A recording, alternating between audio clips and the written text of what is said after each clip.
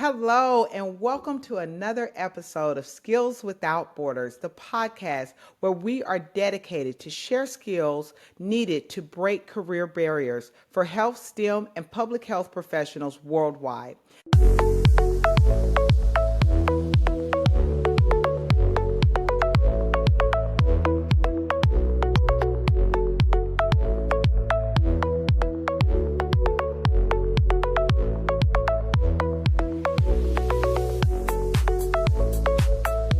Hello, I'm your host, Dr. Andrea Clark, and we have our guest today all the way from Oklahoma. I would say Owasso, Oklahoma. So I'm very delighted to invite our guest, Silas Ellis, who is an expert in economic and talent solutions when it comes to building partnership and person-centered driven data. Hello, Silas. How are you today?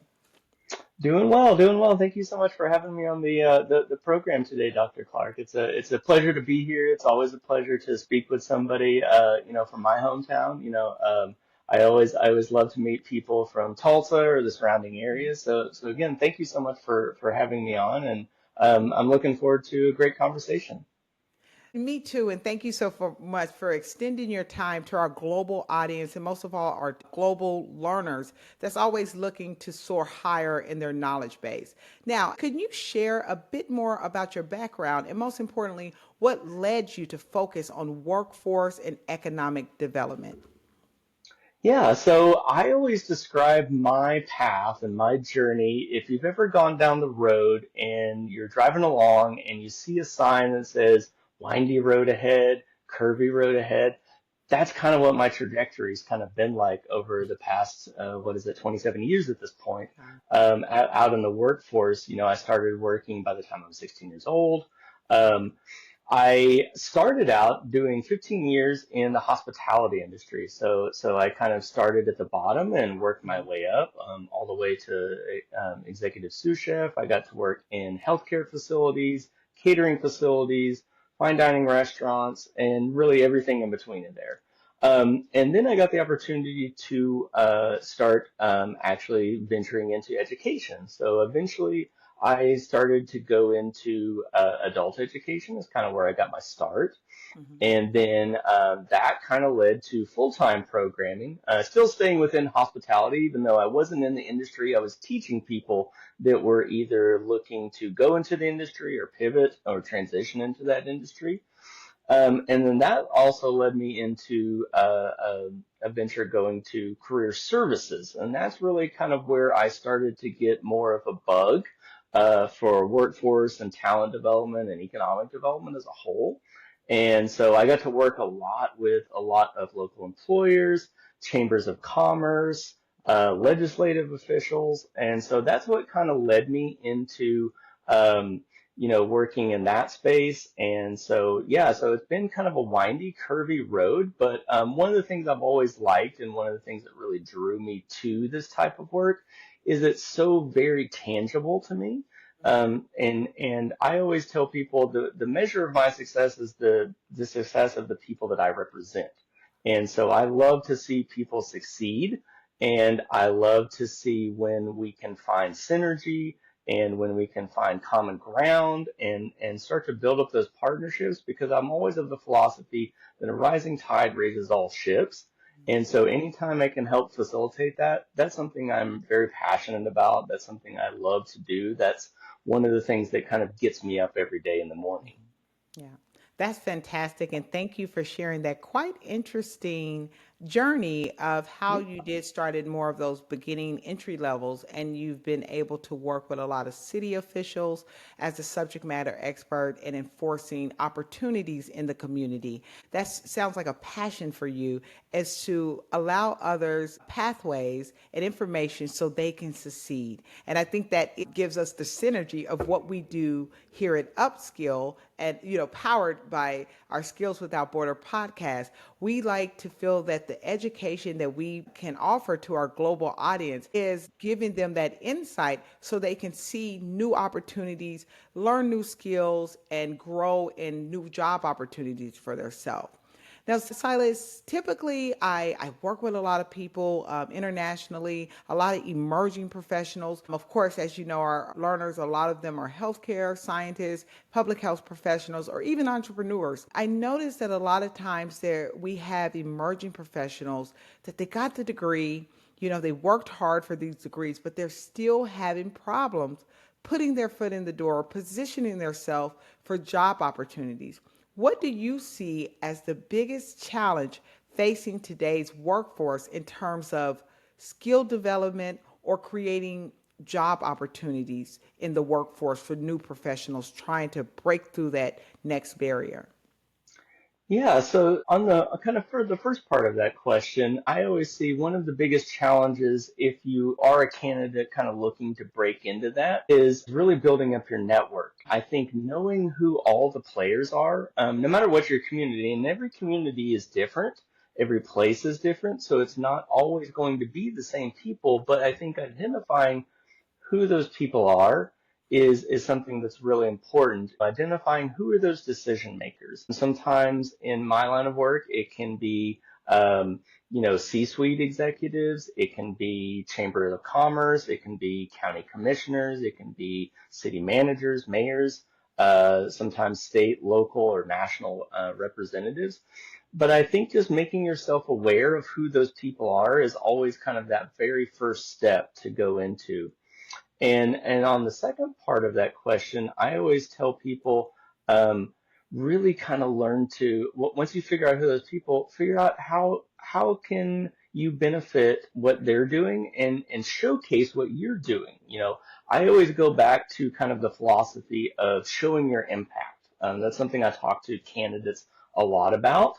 It's something I talk to other organizations about showing your impact and highlighting what are the things that make you unique and different and would want people to interact with you. Whether you're a city government or you are a professional out in the workplace that is looking to pivot or transition into a different organization, possibly a different field, like if you're going from, let's say, hospitality into something like healthcare or another STEM related field, recognizing what those transferable skills are, and then figuring out what are those other technical skills that you can also focus on. I always say transferable skills and technical skills, when you can combine those, that's when you really start to become a powerhouse of an individual, and companies and organizations really start to take notice of people who have both of those kinds of sets. Yeah, that's a great way to look at it. Identifying your transferable skills and identifying those technical skills. How would you propose that someone would assess that? They're listening, they're saying, "Wow, Mr. Ellis, this sounds fantastic, but I don't even know what my transferable skills may be." How do you propose they would? What's the first step that one can start to really put pen to paper to identify what their transferable skills are? Yeah, I would say just take kind of an inventory, sit down and think about, okay, what do I do on a regular basis? What are the things that I often repeat doing again and again and again? What are a lot of those daily activities that I do? So, for example, if you are in healthcare, let's say you're a nurse out on the floor, you are doing a ton of communication.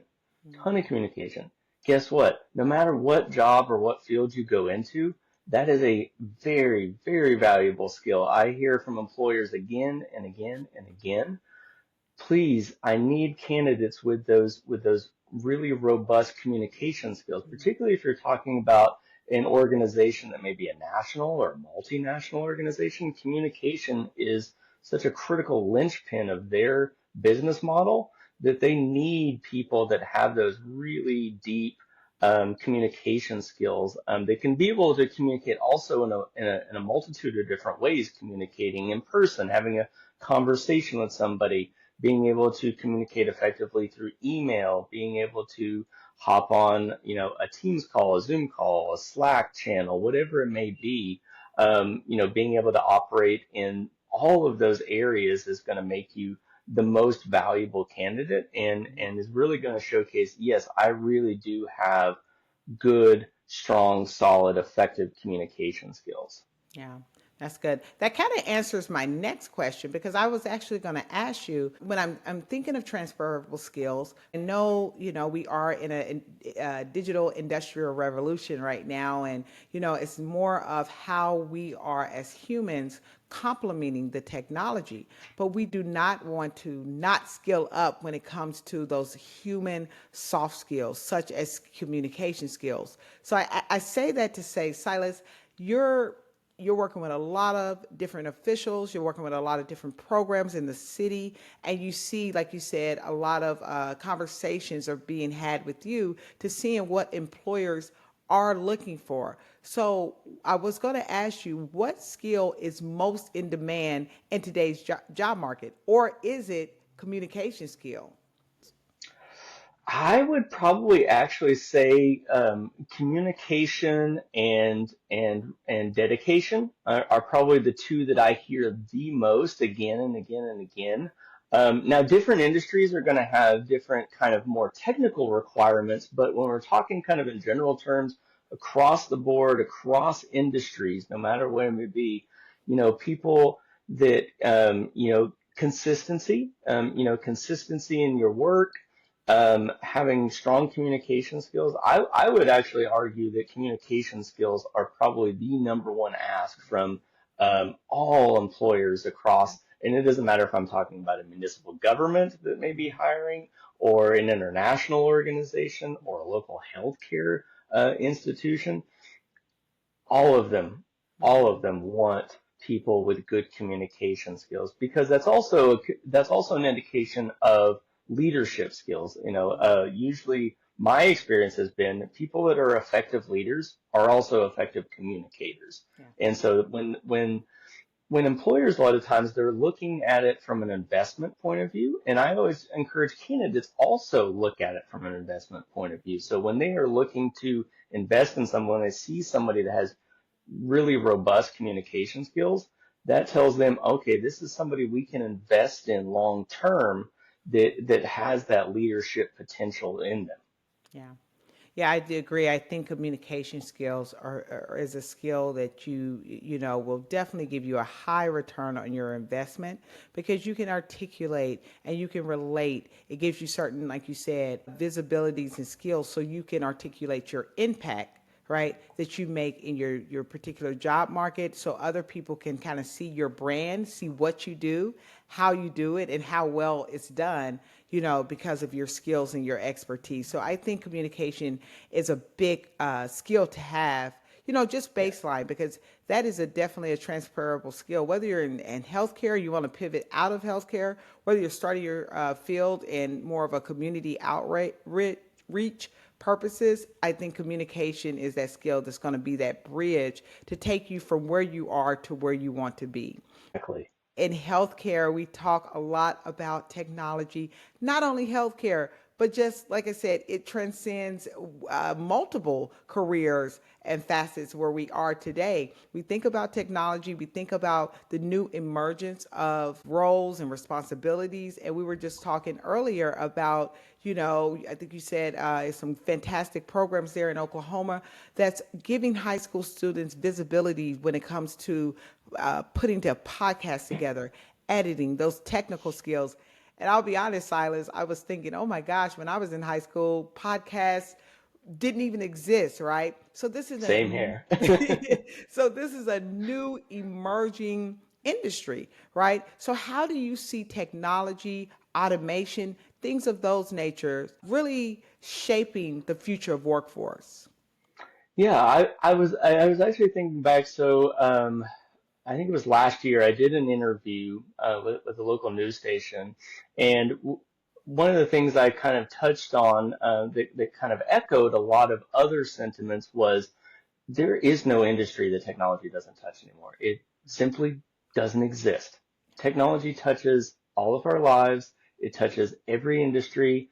And, I always, when it comes to emerging technologies, automations, AI, things like that, I always fall back on, some of the people that I worked with in tech, And one of the big things and the catchphrases you'll hear again and again is the human in the loop approach, where you are always keeping a person, an actual person, in the role of monitoring, looking after, always making sure there is always that human element in there, but automating those tasks that, frankly, a lot of times most people don't like to do.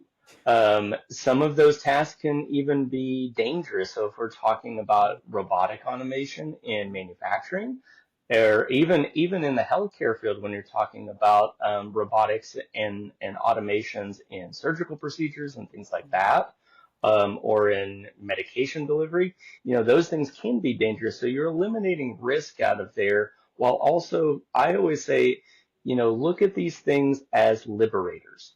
They are giving you back time that you don't that you get to focus on, having conversations like we're doing here. Yeah. AI, automation, all of those things, emerging technologies. If used properly and really focus on that human in the loop approach, they really are liberators. They give you back time. I actually spoke to someone that said, look, I've been intentionally using workflow automations and leaning into AI technology. It saves me 5 or 6 hours a week at work that I get back, that I can go have a conversation with somebody that can, be of benefit to them, or have a conversation that will allow me to forge a new partnership or to make a new connection. So I always say lean into those. Always do your research, always do your due diligence. I very much follow the scientific method on those sorts of things. And once you find that you've become comfortable with that, I always say also from a tech point of view, when you're looking at pivoting or transitioning into different careers, be a lifelong learner. Employers, everybody, if you're really wanting to show your impact, show that you're a lifelong learner. Yeah. Because that shows that you are a valuable investment. You are a valuable asset to whatever organization or institution you want to go into. So I would say lean into those things, do your due diligence, and realize that if done properly, it can be a liberator and not something that's going to replace people. There is no replacement for people. But if we can get that extra time back that we can focus on those higher level activities, I see that as a win for everybody Yeah. involved.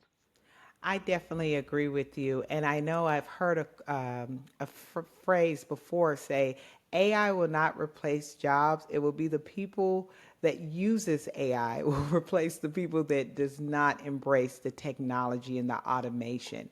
And I really liked your approach and your perspective on saying, hey, this is a liberator of your time. It's freeing up time from some mundane or even dangerous tasks that we as humans may be able to leverage the time in different ways. But Silas, let's be honest, some jobs will be eradicated because of the technology, right? It's a cost saving. The technology doesn't really call in to work. It doesn't have to take maternity leave. It doesn't have to call in sick, right? And it could be a cost saver for businesses. So, me as an employer, if I find myself in a position and I say, oh, wow, this is a repetitive position and I need to skill up. How do you foresee businesses and industries playing a role in upskilling their workers and collaborating even with educational institutions to bridge the skill gaps? Yeah, the way I kind of look at it is I look at, yes, there are going to be these roles that will go away, that will be automated. But I think that also presents us with a huge monumental opportunity to upskill individuals. I think we are right on the cusp of, I think, one of the biggest opportunities for upskilling that has ever happened. And I'm talking on a global scale here because these technologies are emerging very, very quickly. They're not slowing down. But I think it presents us a very unique opportunity. When I talk to businesses that are looking into automation, I always advise them that reducing your force is bad for your business on a multiple fronts. It is bad for PR.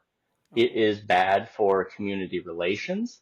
It will save you money in the long term if you do that, but or sorry, in the short term, but you will lose money in the long term if you do that because what your competitors are going to do is they are going to look for opportunities to upskill those employees that will be impacted by workflow automations and AI and things like that. And so one way I always advise employers is look at who are your potential educational partners out in the community. So for our community example, we have a really robust career tech system. We have a multitude of higher education institutions. We have what we call workforce boards, which are state agencies that help people on a multitude of fronts. We have the Oklahoma Employment Security Commission. So we have all of these different potential partners that can help people in a variety of different ways. And so I always encourage those employers like, have you talked to this institution? Have you talked to a career tech? Have you talked to a educational institution? Have you looked at what digital solutions are out there? Like if you want to go that route, there are a whole host of opportunities. And one of the things I focus on in the work that I do is making sure that those people talk to one another, that they know who those players are, and that they know what kind of opportunities are out there because the opportunities are out there. You just have to know where to look. And so in my role, I try to guide people, a lot of businesses that are, going to be impacted by automation, by AI, and say, hey, let's start investing in your employers or your employees because that is one, the best long-term strategy for you. It saves money over time. It is good for community relations. It is good for PR, marketing, all of those things. When you say, hey, we're not going to have a reduction in force, but we're going to see this as an opportunity to upskill the employees that we have and invest in them. And when I kind of approach them like that, they're almost always on board with that. Those companies end up having, I believe, are going to have much more long-term success than the companies that simply say, well, I'm going to save some money this quarter and just reduce my force. Yeah. Um, the talent development game and the talent acquisition game is very much a long game now. It's not a short game. And so I tell employers, yes, you're going to have to invest long term, but you will have long-term benefits that will come out of that. Yeah. And that's very interesting because I know a hot topic when it comes to health and STEM is how do we retain this younger generation of professionals? Let's just say professionals. We know that Generation Z, they're going to have at least 6 to 8 careers in their lifetime, right? So, how do we keep them engaged?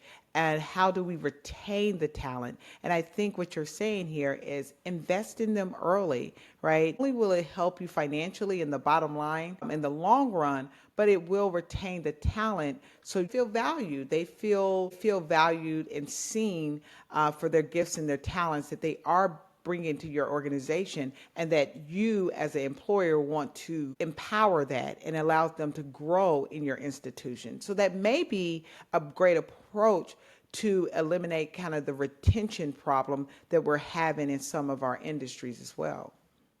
Yeah, exactly. I think that's true, and that's I think a struggle a lot of employers, and it doesn't matter if it's a government agency, a private institution, a public-private institution. They all are in the same boat. And that's kind of what I approach them at. Like, look, we're all in the same boat here.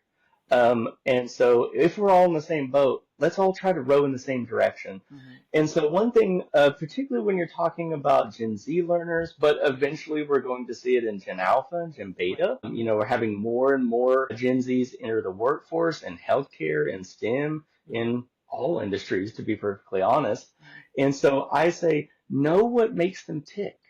You have to know on an individual level, but also on a generational level. And I think that's where things like generational competence really comes into play because different generations are going to have, in general terms, different buy-ins.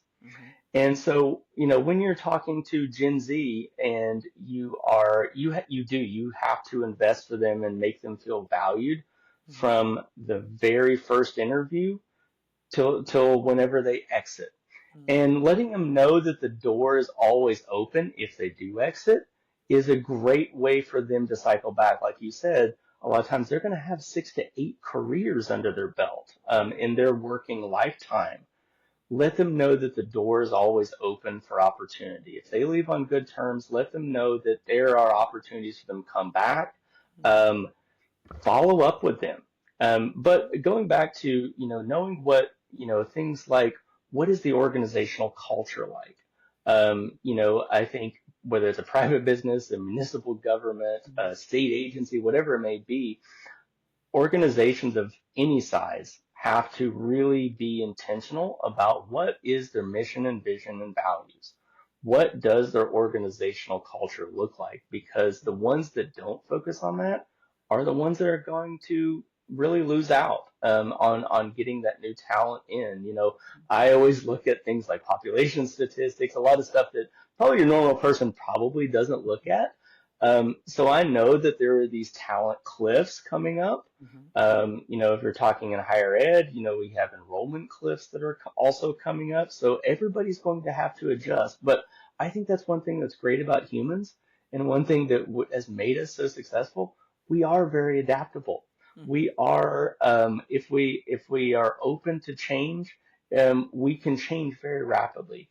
But I always say go with, making sure that those people feel valued from the start, making sure that they know that the door is always open when and if they exit, and really start to invest in them. One thing that I've seen really be successful is companies that have early career programs where they are investing from basically from year zero through year 2 or 3.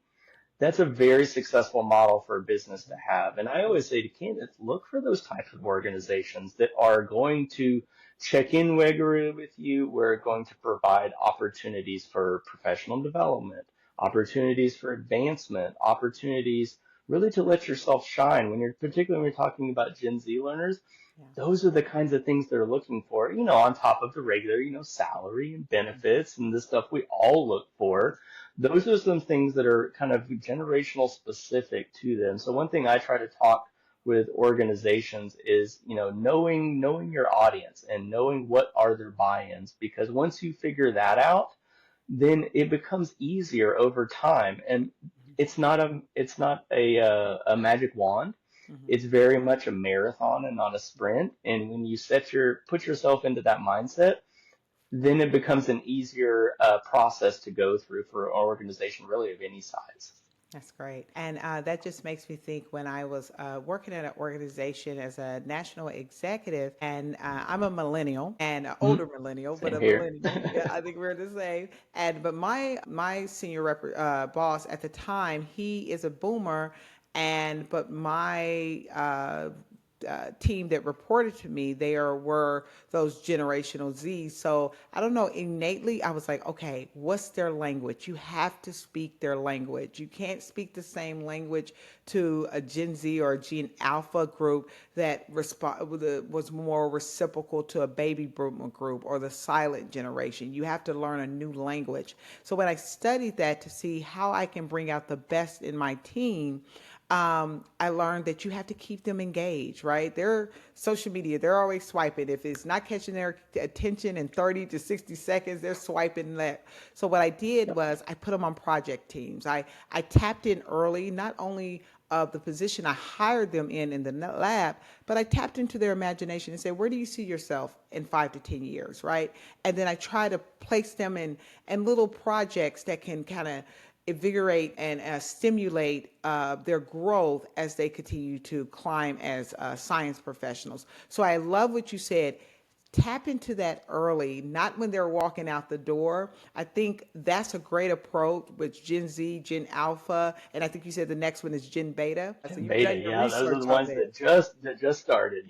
Okay, Yep. just started. So I think sooner than later, I read an article. They said even if you can bring them in meetings that maybe they haven't been qualified for to a certain extent, but just to bring them to the exposure and keep them engaged in some type of way. I think that would help that retention, because I think just throwing a bonus at our employees and things of that nature, I don't think that tactic is working as much to really retain the talent that we need. Yeah, exactly. I've seen organizations, the ones that have navigated this successfully thus far, do things like where they, if they're having a company-wide barbecue or they're having a company-wide celebration, they invite people that have interviewed with them before. Maybe there was somebody that made it to the second or third stage of the interview. They invite them back to that. Say, hey, come and get to know a little bit more about us. Because a lot of times they're looking to keep those people connected. And so that's been a really effective strategy that I've seen companies that have been able to navigate this space well thus far is, making sure that they feel included. I think particularly when you're talking about Gen Z learners, making sure that they feel heard and Yeah, making sure that they feel included, yeah, even if they're not officially a part of the team. If they're having a gathering at like a public park or at an event or something like that, making sure that you extend that invitation to those people who could be potential candidates down the road. Maybe they weren't the perfect fit for the person you needed right now, hmm, but that doesn't mean you should just discard them. You should definitely keep in contact with those people and keep them engaged.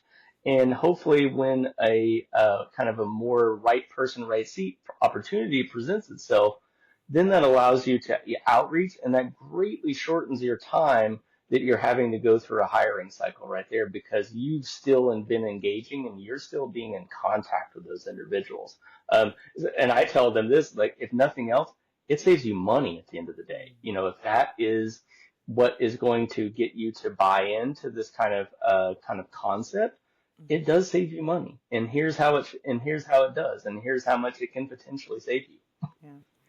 Yeah, I love that. I hear you're saying it's a new model, a new concept that we need to have as businesses, as employers, to retain this talent is key, is creating a more inclusive environment and a more open door policy. We don't have to, just because they wasn't a fit in a particular position, but they still have talent and skills that we may be able to engage and connect later on in different ways. So keeping more of an open door approach to our talent that's cycling through our organizations. That's a great and innovative way to really think about retaining that talent in the workforce. So this is a Yeah. very informative conversation for me. I'm really Thank you. enjoying tapping into your expertise, Silas. Now we're all future focused. We're leaders. We're moving. We're shaking. We're even. It doesn't matter where we're at on our journey. We're always thinking about the future, thinking about how we can grow and strengthen our workforce. So, Silas, just with your long expertise or over 2 decades in the field, what trends do you foresee in workforce development over the next decade? I think one of the biggest trends is really around kind of continual improvement. It kind of goes back to what I was saying earlier. Employers are looking for individuals that have really shown and dedicated themselves to being lifelong learners. It's Mm-hmm. something I used to tell students back in my days of instruction. I said, when we would get kind of close to graduation, I would say, yes, this is the end of this particular part of your educational journey, but never let it be the end. Yeah. And I always said, I hope that you will be forever curious. And again, that's what employers, I was trying to establish in them, that is what employers really look for in not only, your frontline entry level employment, middle level employment, that's what they look for in C-suite, potential leadership. And so I think keeping up to date with technologies. You don't have to be proficient in all of them. I don't believe in what some people call the shotgun approach, where you try to Mm-hmm. be a little of this. I say, yeah, you still have your focuses. Focus on those emerging technologies.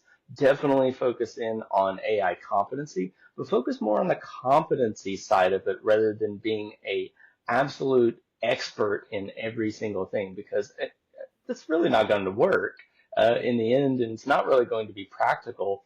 But I would say one of the biggest emerging trends I'm seeing, and particularly in kind of more of that STEM umbrella, is people that are those lifelong learners and that do have that mindset. They're looking for those people with mindsets because again, the talent game has become a long game. It's become a marathon. And so you're looking at long-term investments. Mm-hmm. Um, and, even though like with Gen Z, they're going to cycle out, leaving Mm-hmm. that door open so they can come back in is a good long-term strategy to have. And so for workforce and development, they're also seeing a lot more emerging partnerships. I think in a good way, a lot of those silos are starting to come down, which I've always been a champion of. I'm not a big fan of silos unless it's actually holding grain, maybe. But when people start realizing, oh, this person over here does this, that would be perfect for something that I'm doing. And they just realize it, they have a conversation with those people, and that's really how partnerships are formed. And I think a lot of organizations are starting to realize that partnerships really are a key. We can't do it on our own. We need everybody involved. We need everybody at the table. One, because that's how you build a good culture. That's how you build a good sense of inclusion where everybody's being seen and being heard. Yeah. That's also how you get things done. When you invite everybody to the table and you form those partnerships, you have a diversity of thought. A Mm-hmm. diversity of thought is good for any organization to have. When I used to hire people, I used to say, I don't want another me on the team. I want somebody who has a whole different set that I don't have. I don't want to hire clones of myself. That, to me, breeds stagnation, mediocrity. But when you have that diversity of thought and those diversity of skills, those are the organizations that are really going to survive a lot of these kind of like talent challenges that are kind of on the horizon. And so I say all that to say that you're seeing a lot of partnership formations, people realizing the impact and kind of that positive influence that building those partnerships have, and people being lifelong learners, looking at micro credentialing, looking at upskilling opportunities. Yes, college degrees for healthcare and STEM in particular, yes, still very important, but that's not the end of the journey. And I always say the people that realize that this is the end of one chapter, but it's not the end of the book, are the people that are going to continue to kind of grow and thrive in kind of the new workforce landscape that we find ourselves in. Yeah. I think that's fantastic advice. Like you said, you definitely need those degrees if it's adequate for your profession, but do not stop there. Do not allow the degree to be the end of the road. Allow it to be the springboard to open you up to increase your, I like to call it your learnability skill. Yes. Constantly stay learning, constantly stay upskilling yourself. And as businesses retain the talent and take in this new talent, find ways to support how we can upskill them because like you said it's a long game, right? It's a It's a long long game. game, Keep the yes. culture inclusive, keep the door open, and like you said, I think I'm going to say no matter what the generation is, everybody wants to feel seen, valued, and heard. So I think if we as leaders can start off, as they say with Stephen Covey, start with the end in mind, how can we Yep. allow our team and create a culture that they feel inclusivity in that with the culture? I think that's going to be a win-win with our businesses and our community leaders at large. And most of all, building a resilient workforce. So you've given us a lot of great information today. I want to just thank you for your insight and your wisdom. And this has been a very powerful conversation. So I want to sincerely thank you, Silas, on how we as can work collectively. You talked a lot about networking, knowing the decision makers, and partnership. And even if you're not in a business or a business owner or leading an organization, I like to tell our global audience, you are always in the business of you. So sometimes you gotta kind of operate in those spaces as well. What new partnerships can I bring in? What new talents that I can create so I can continue to upskill and be the best professional that I can be in the workforce? So thank you so much, Silas, again for this fruitful conversation. And how can our learners, if they would like to connect with you, how would they be able to connect with you just to learn more about your expertise when it comes to the workforce development and economic growth? Yeah, thank you for that. And again, thank you for this opportunity to kind of speak to your audience. I'm one of those people, my door, my inbox, my Rolodex, my network is always open to anybody. That's one of the kind of the joys of the work I get to do is being able to share and connect with people. I love that. I think that goes all the way back to my days in hospitality. One of the reasons I stayed in that industry for 15 years Hmm. was the people. I got to meet with people from all over the world. I got to work with people from every continent on this earth. And I always thought that is a very valuable privilege. But for people looking to contact me or want to have questions, I'm a question person. I was the why kid. And so I always welcome questions. I'm one of those people, I'm forever curious. So I encourage others to be forever curious. But probably the best place to reach out to me would probably be on LinkedIn. I'm pretty active on that platform. It's really the only social media that I engage with personally. But it's got links to my website. It's got my personal email. But send me a LinkedIn message. I would love to connect with you, see what you're doing, help answer any questions.